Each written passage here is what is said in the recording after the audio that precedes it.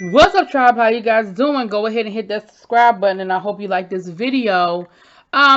This is the Real Housewives of Potomac season 6, episode 13. So we getting ready for this couples retreat down to the Eastern Shore. We see Mia packing. We find out that Mia is actually leaving her kids with her mom. So I guess she guilted her mama into taking care of the children, honey. And G is letting us know that he is not particularly excited about going on this trip, but he gonna do what he gotta do, to support his boo. Okay. Candace is talking to Chris about what happened at the happened at the reasonably shady party, how what she said to me about her mama, and Chris's face said it all. Like, damn, here we go again. We talked about her, the video coming back and them trying to shop it around to record labels and, husbands or shit, right? We see Ashley visit Robin, and we found out is that Giselle sent a text to the group chat saying, yeah, the invitation I got was shady and I don't feel welcome and I'm not coming on the trip. Robin, of course, co-signed it because she was like, I don't feel comfortable around Wendy. Wendy is just too much. I just feel like I can't say anything. Everything turns into, she's so sensitive about everything that happens. And they ain't coming, child. And I just, again, find it very interesting how, Giselle, you can be as shady as you want to everybody else. You can say what you want. Like, you mad at Wendy because you don't like the way she invited you to her couple's retreat. You weren't even going to let the woman use your damn bathroom because you was mad at her. Like, come on. Like, the shade goes back and forth and it's equal on both parts. Like, chill out. Anyway. And then, of course, Candace was talking about how her and Mia got into it and all of that or whatever. We found out that Chris and Candace went on a double date with Escala and her husband. See, I got it right, honey. Escala and her husband. And so Chris, kind of knows, met them, and he thinks that they're cool or whatever.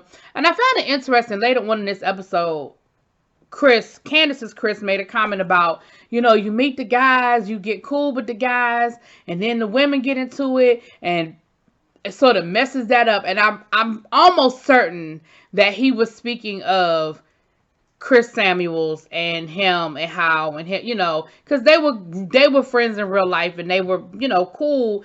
And of course, I'm sure that's a wrap,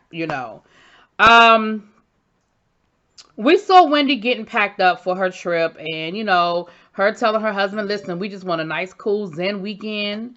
And, it is what it is, So Ashley rode with Karen down to the shore. Karen's husband, Ray, is coming down later on because he was like, listen, this was sort of last minute. I need time to plan my schedule, so I'll be down there tomorrow. I couldn't make it today. Michael ain't coming at all because Ashley said that Michael is taking care of the children. Now listen, this is what I'm going to say. I don't know this to be a fact. I'm going to just say I don't know this to be a fact. I really feel like, and I know that Michael is going to end up filming in the finale because Karen's vow renewal is the finale. So I feel like that's like 2 episodes from now because I know we're going to get at least 2 episodes down here at the shore. And then Karen's vow renewal. So we know that Michael is at the vow renewal, but I really feel like Michael not filming this season with any of the women was intentional. Like, I don't feel like that was an accident that he didn't film with any of the women. But anyway. So we get down to the house, and of course it's a nice house, and Wendy wants to make sure to let everybody know that we are all under one roof. There are no guest cottages here. Her and Eddie show up and they pick their room, and it looks like a really nice house, and it's on the water, and the pool is heated because it looks like whenever this is, it's not quite summer yet. It looks like it's turning, it's spring into summertime, so the pool is heated and everything. And Gordon shows up tripping. G shows up on one, talking about he want to know what a valet is and why ain't nobody there to park his car, and is there a valet to help him unpack. Now, I think he was 90% playing, 10% for real. Because I feel like he's used to going places where they do meet you at the door with the valet. You know, he was like, I need my underwear folded a particular way. Like, I feel like he was on joke time, but I feel like there was about a 10%, like, but for real, who gonna help me take my, like, for real, who carrying my bags in the house? You know what I'm saying? They immediately start taking shots. Which ain't nothing. Listen, that's how you supposed to start off a good time. Everybody taking some shots. But I feel like they took 3 shots. And then once, who was the next people? Candace and Chris showed up. They took some more shots. Needless to say, it did not take a long time for G to get drunk. And once G got drunk, baby G was on one. He started talking about how he is a strip club connoisseur. And he said, but why do I need a strip club when I got her? Talking about Mia. And of course, by this time, Candace was there. Candace was mumbling under her breath, like, yeah, I mean, you know, we know that's where he found you. And he was talking about how he takes Mia to the strip club, and she points out the woman that, you know, he insinuated that they're going to go home with. That ain't what he said, but that's the impression I got from what he said. I mean, because I don't feel like he was talking about who they was going to give lap dances to, or get lap dances from. And then she started talking about how she liked white women, how he liked white women. And Chris was like, well, I like black women. And then Wendy's husband was like, well, I like mine chocolate, caramel, whatever he said. And then G starts simulating sex. And starts talking about the size of his member.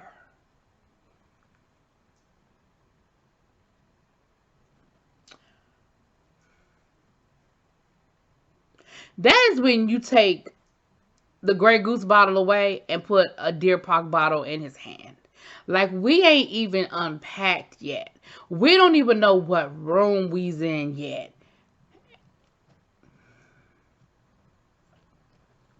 Now, Wendy said that she wants a good vibes only weekend. And Candace was like, exactly. If it ain't GOV or GVO, good vibes only. If it ain't GVO, then GTFOH. Okay.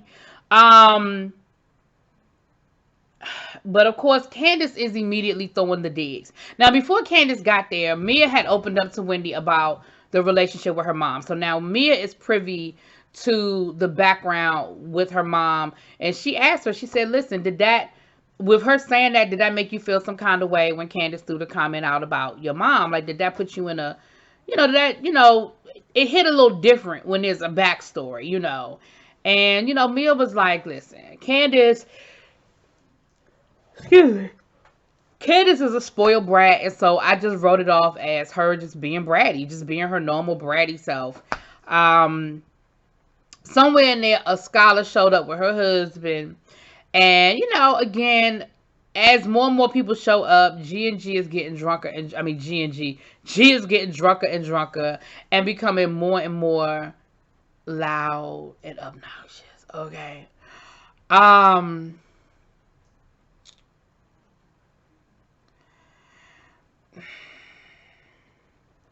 The ladies go upstairs. Candace takes the scholar upstairs to sort of have a conversation with her. And she's letting her know, listen, G is drunk. I was trying to pull you aside because he is a little extra. He is on one. And, I'm just kind of letting you know what's been going on before you got here. And so Wendy sort of migrates upstairs. And they get to talking about how,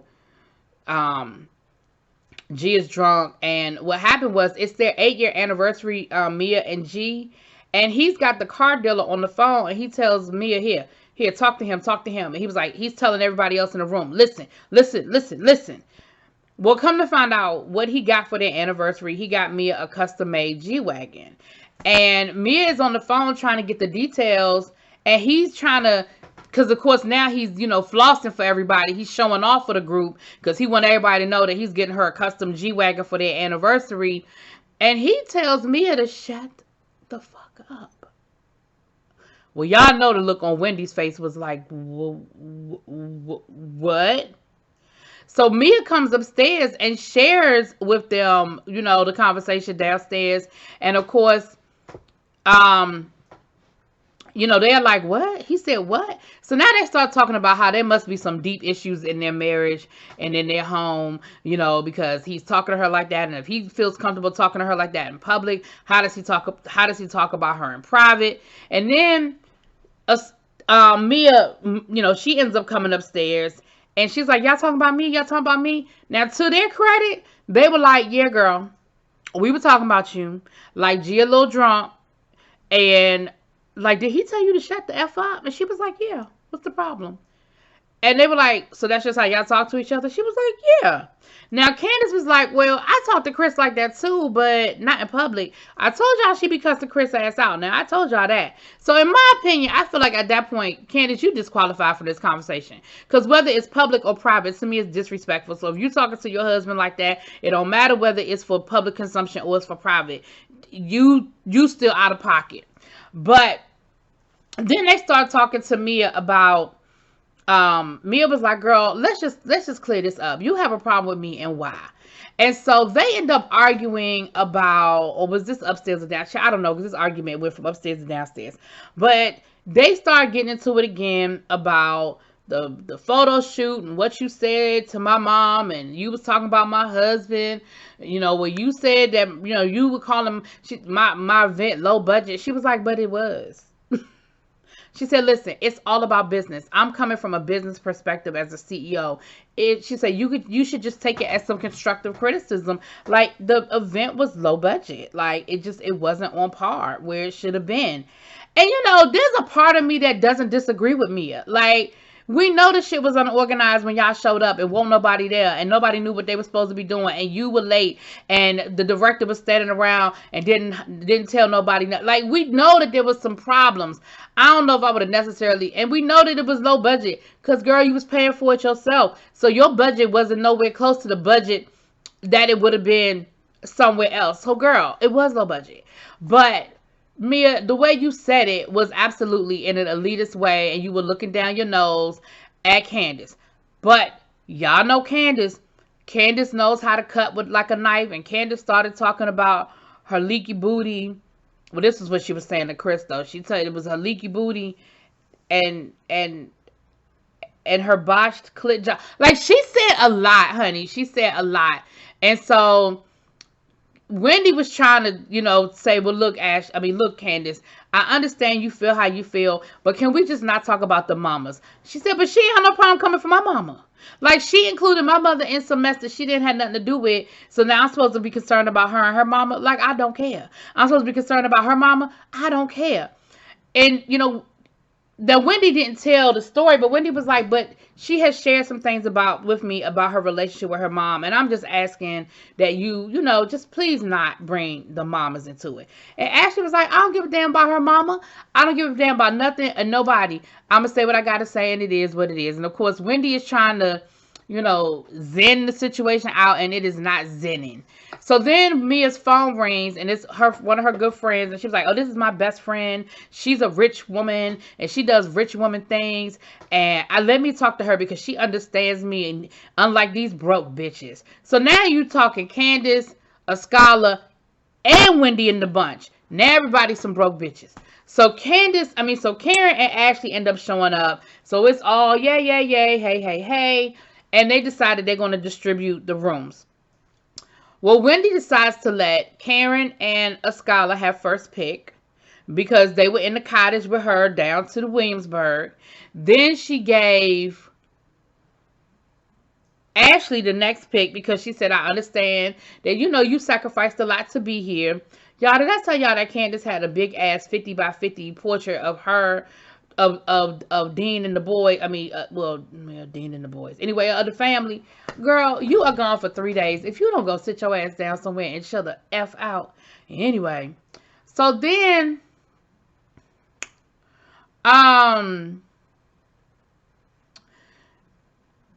Candace ends up being last, and of course Candace in her feelings about that because Mia was next. She's like, oh, so you doing that because I gave you the rooms in Williamsburg? Absolutely. Like, you deserve that, Candace. You deserve to get the last room. Absolutely you do. So after they're doing this, they get to talking, And that's when, Wendy is like, listen, let's clear the air because I don't even want no bullshit. Can we figure out what the real problem is here between Candace and Mia? Oh, God. It got even worse, okay? It got even worse. Child. So then Candace got to calling Mia a night crawler. It was calling G her pimp. And then Mia was like, girl, I don't have no problems with you. Like, I don't understand why we doing this. Like, you doing a lot. You doing too much. I don't have no issues with you. And Candace was like, but you started with me. Mia was like, but I didn't. All I said was that your shit was low budget. Your mother's low budget. So the minute she said your mother's low budget, all the ladies come jumping in again because, of course, Karen knows the story. Ashley now knows the story because Robin done told her. So everybody is now jumping in on the girl, please don't bandwagon. Don't talk about her mama bandwagon. And, at the end of the day,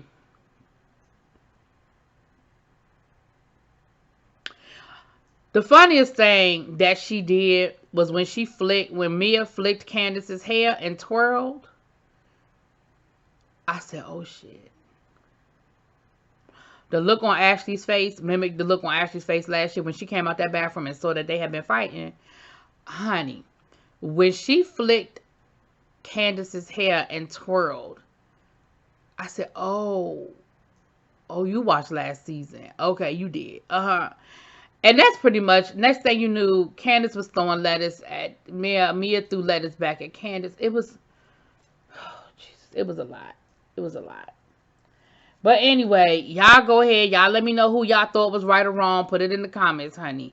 I'll talk to y'all later. Peace.